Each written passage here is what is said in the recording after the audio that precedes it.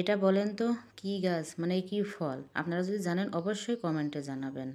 বাড়ির পাশে অনেক ফল ফুলের গাছ আছে, সেখানে গিয়েছিলাম। এটা হলো জামরুল গাছ, লাল জামরুল, খেতে বেশ ভারী মজা। পাশটা ঘুরে দেখলাম জামরুলগুলো আমরা পেরে পেরে খাওয়ার জন্য গাছে উঠলাম। নাজমা তো গাছেই উঠে পড়লো।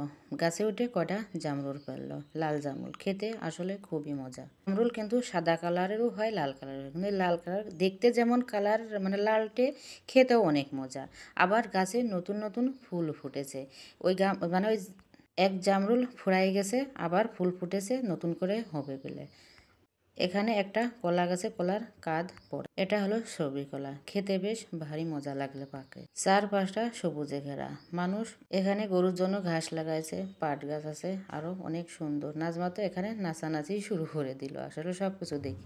এটা হলো গরম মশলার গাছ, মানে যেটা আমরা মাংসের মশলা হিসাবে ব্যবহার করে থাকি। একটা ডাল আছে না, সেটা। আর এখানে পাট গাছ। ভিডিওটা যদি ভালো লেগে থাকে অবশ্যই